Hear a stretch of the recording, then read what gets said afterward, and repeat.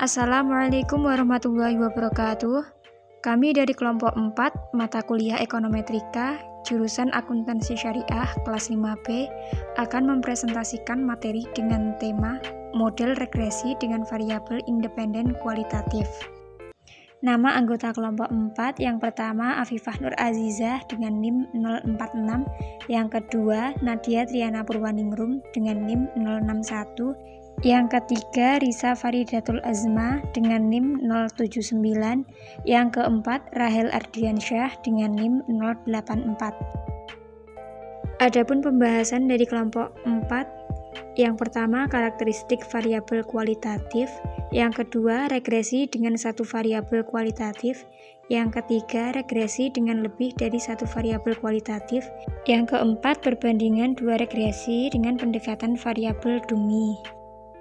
Pembahasan pertama yaitu karakteristik variabel kualitatif.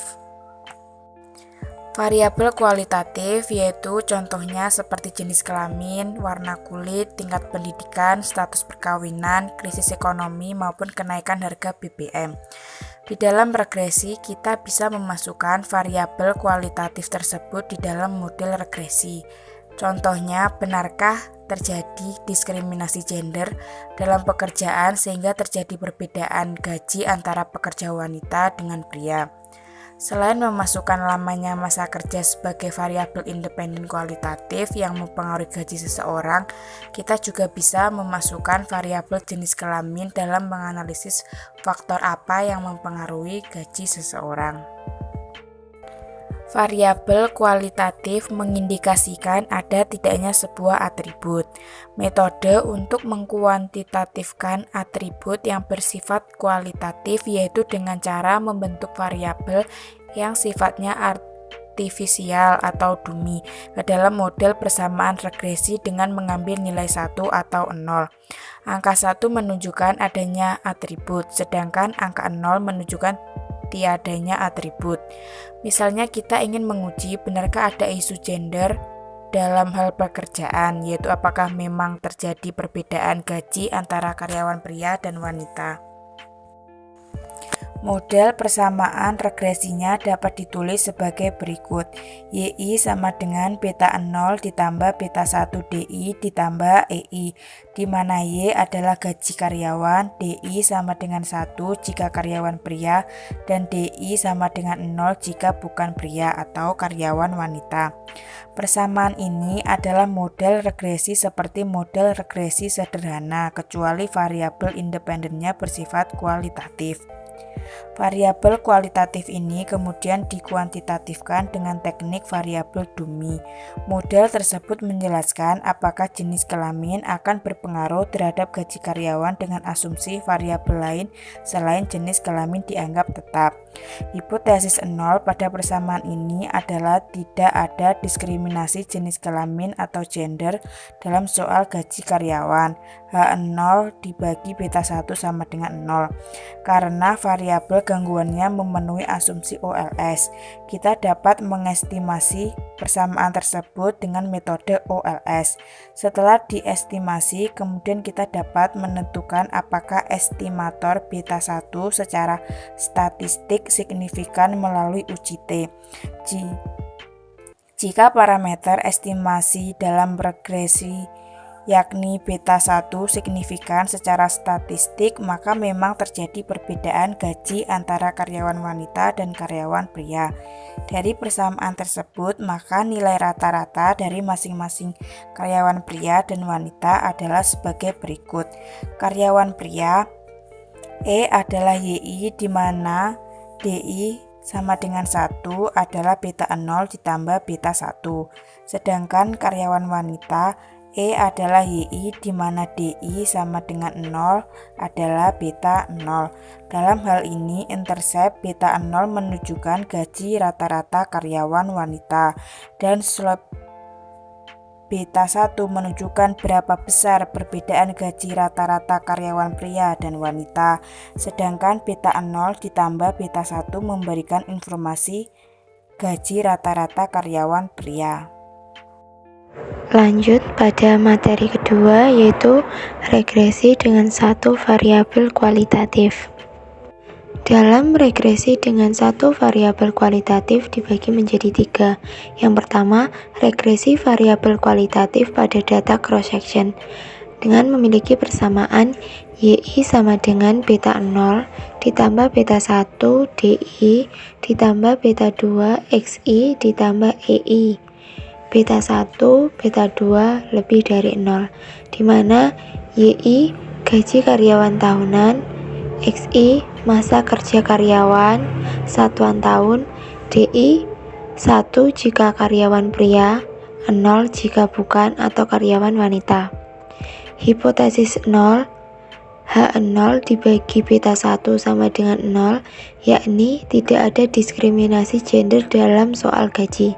Jika parameter estimasi beta 1 meyakini adanya perbedaan diskriminasi gender dalam soal gaji. Dengan demikian, persamaannya adalah sebagai berikut. Karyawan pria YI DI sama dengan 1 sama dengan beta 0 ditambah beta 1 ditambah beta 2 XI.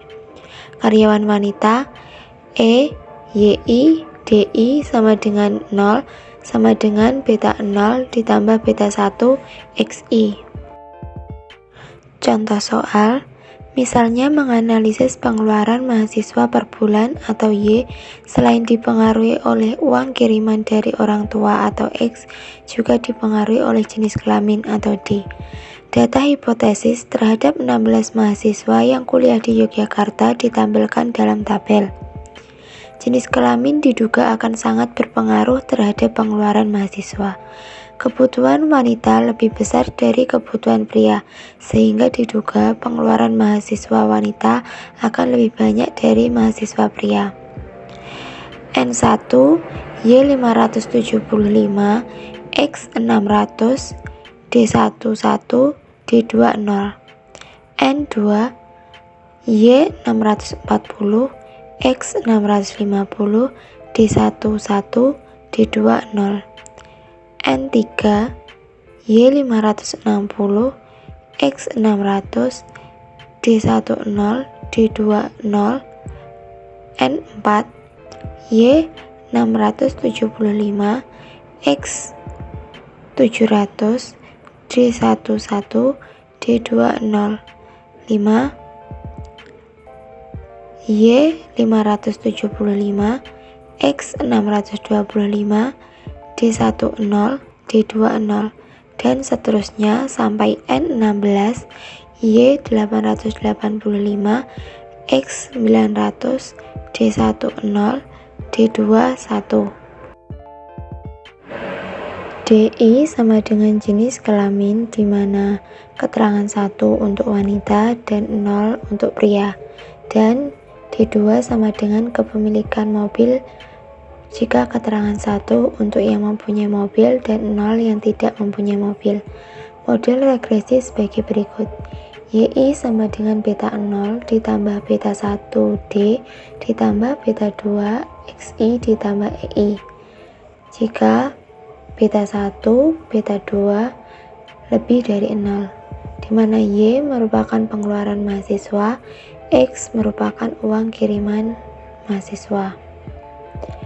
D sama dengan 1 jika wanita dan D0 jika pria. Hasil regresinya sebagai berikut. YI sama dengan min 85,2984 ditambah 13,9035 D ditambah 1,068 E3 XI. T min 3,6411 2,2735 32,8943. R kuadrat sama dengan 0,9889, F sama dengan 576,4637. Hasilnya menunjukkan bahwa semua variabel independen signifikan secara statistik dengan uji satu sisi di mana nilai kritis stabil dengan A sama dengan 5%, DF13 sama dengan 1,771. Uji variabel independen secara serempak melalui uji F juga signifikan. Artinya, jika jenis kelamin berpengaruh terhadap pengeluaran mahasiswa, di mana wanita lebih besar 13,90.000 rupiah, perbedaan pengeluaran keduanya dapat ditulis dalam persamaan mahasiswa pria YI sama dengan min 85,2984 ditambah 1,0683 XI, dan mahasiswa wanita YI sama dengan min 71,3949 ditambah 1,0683 XI. Selanjutnya yang kedua yaitu regresi variabel kualitatif dengan lebih dari 2 kelas. Misalnya dalam hal tingkat pendidikan dosen dapat dikategorikan menjadi sarjana S1, master S2, dan doktor S3. Kita akan memberi contoh variabel kualitatif dengan lebih dari 2 kelas. Persamaannya sebagai berikut. YI sama dengan beta 0 ditambah beta 1 D1I ditambah beta 2 D2I ditambah beta 3 XI plus EI, di mana YI sama dengan gaji dosen tahunan, XI masa kerja dosen satuan tahun, D1I 1 jika S2 dan 0 jika tidak, D2I 1 jika S3 dan 0 jika tidak. Hipotesis 0, tidak ada diskriminasi dalam soal gaji berdasarkan tingkat pendidikan dapat dinyatakan HO dibagi beta 1 sama dengan 0 dan HO dibagi beta 2 sama dengan 0. Jika parameter estimasi beta 1 dan beta 2 signifikan, maka benar adanya perbedaan diskriminasi gaji berkaitan dengan tingkat pendidikan. Dengan demikian, arti dari persamaan dapat diinterpretasikan sebagai berikut. Dosen S3 YI D1I sama dengan 0, D2I sama dengan 1, sama dengan beta 0 ditambah beta 2 ditambah beta 3 XI. Dosen S2 YI D1I sama dengan 1, D2I sama dengan 0, sama dengan beta 0 ditambah beta 1 ditambah beta 3 XI.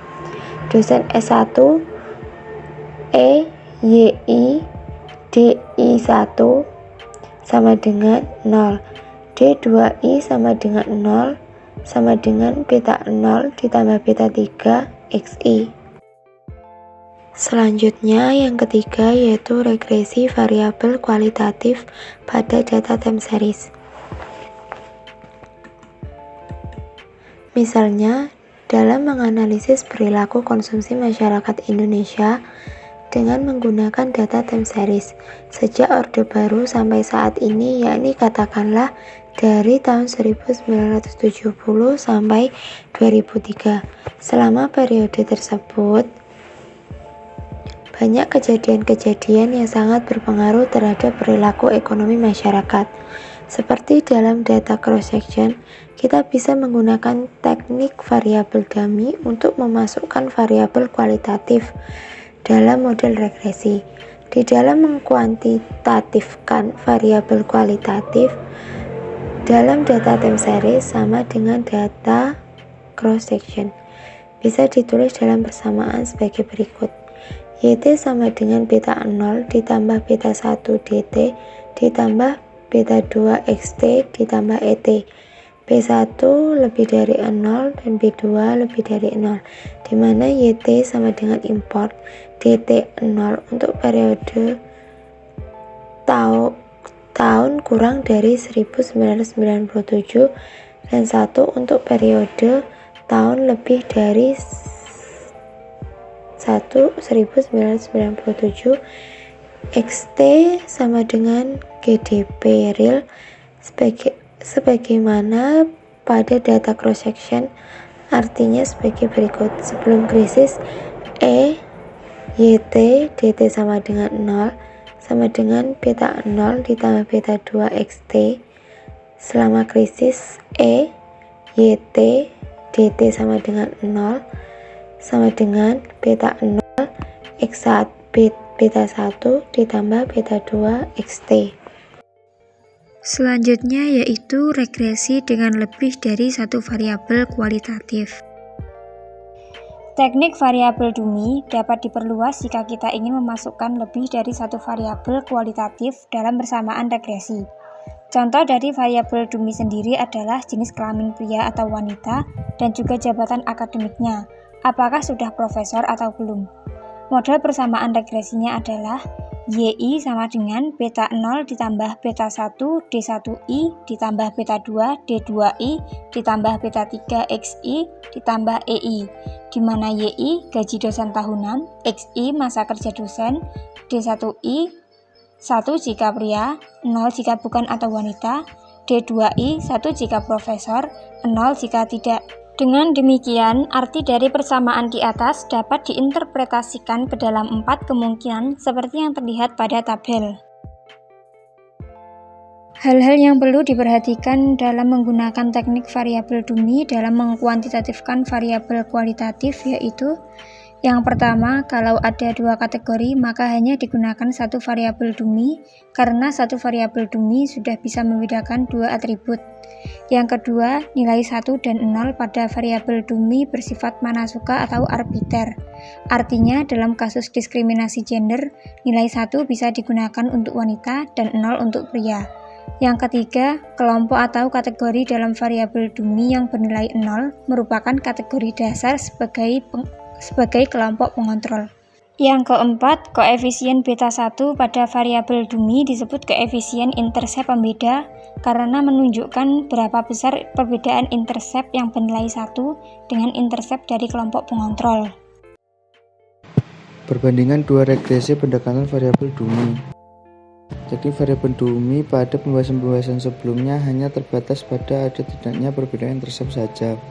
Pada sebab ini akan kita kembangkan teknik variabel dummy yang bisa digunakan untuk mengetahui apakah suatu regresi berbeda tidak hanya pada intercept-nya tapi sekaligus pada slope atau kemiringan. Dengan kata lain, kita bisa menguji apakah 2 atau lebih regresi berbeda atau tidak menggunakan variabel dummy.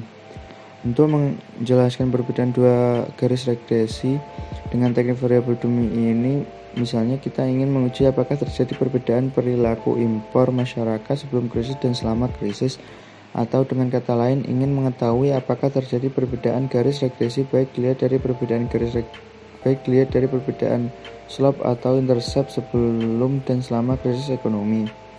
Model regresi dalam 2 periode tersebut dapat ditulis dalam persamaan regresi sebagai berikut. Sebelum krisis yaitu YT sama dengan beta 0 ditambah beta 1 XT ditambah error 1T. Regresi selama periode krisis yaitu YT sama dengan lambda 0 ditambah lambda 1 XT ditambah error 2T. Jika kita melakukan regresi persamaan 5.34 dan 5.35 secara terpisah, maka kita akan mendapatkan 4 kemungkinan hasil yaitu: pertama yaitu beta 0 ditambah lambda 0 dan B1 sama dengan lambda 1, kedua garis regresi sama. Yang kedua yaitu beta 0 tidak sama dengan lambda 0 dan beta 1 sama dengan lambda 1 menghasilkan kedua garis regresi berbeda dalam hal intercept sedangkan slope-nya sama. Yang ketiga yaitu beta 0 ditambah lambda 0 dan beta 1 tidak sama dengan lambda 1 menghasilkan kedua garis regresi berbeda dalam hal slope sedangkan intercept-nya sama. Yang keempat yaitu beta 0 tidak sama dengan lambda 0 dan beta 1 tidak sama dengan lambda 1. Kedua garis regresi berbeda baik intercept-nya maupun slope-nya. Prosedur teknik variabel dummy ini sama dengan metode Chow yang kita kembangkan pada bab 5 sebelumnya. Namun, teknik variabel ini jauh lebih mudah kita lakukan, tidak seperti langkah yang dikemukakan Chow yang perlu membagi periode regresi menjadi 2 periode, yakni sebelum krisis dan selama krisis, dan kemudian menggunakan uji statistik atau untuk mengetahui apakah garis regresi berbeda, maka teknik variabel dummy cukup melakukan regresi dalam satu periode penelitian. Teknik variabel dummy untuk mengetahui apakah terdapat perbedaan impor sebelum dan selama krisis dapat ditulis sebagai berikut. YT sama dengan beta 0 ditambah beta 1 D1 ditambah beta 2 XT tambah plus beta 3 dalam kurung DT XT tutup kurung tambah RT, di mana Y1 sama dengan impor, XT sama dengan pendapatan nasional atau GDP real, DT sama dengan 0 masa sebelum krisis ekonomi dari 97 atau sama dengan 1 masa selama krisis ekonomi. Sebagaimana pembahasan sebelumnya, untuk mengetahui apakah terjadi perbedaan intercept dalam regresi, maka kita memasukkan variabel dummy ke dalam model di dalam persamaan atau dalam 5.36. Namun pada pembahasan sebelumnya kita baru menggunakan teknik variabel dummy hanya untuk mengetahui perbedaan intercept. Pertanyaan yang muncul, bagaimana teknik variabel dummy bisa menjelaskan perbedaan slope? Perbedaan slope dengan teknik variabel dummy dapat kita lakukan dengan cara kita melakukan interaksi antara variabel dummy dengan variabel independen. Interaksi ini dilakukan dengan cara mengalihkan data variabel independen dengan variabel dummy. Jika variabel independennya lebih dari 1, maka kita juga harus mengalihkan variabel dummy dengan semua variabel independen yang kita punyai. Seperti yang pertama, regresi yang sama yang terdapat di gambar itu, dan B, regresi berbeda intercept, yang C, regresi berbeda slope, yang D, yaitu regresi berbeda intercept dan slope. Jika parameter estimasi beta 1 dan beta 3 signifikan secara statistik melalui uji T, maka kita akan menolak hipotesis 0 tidak adanya perbedaan perilaku impor sebelum dan selama krisis ekonomi. Dengan kata lain, garis regresi berbeda sebelum krisis dan selama krisis, baik dalam hal intercept maupun slope-nya. Oleh karena itu,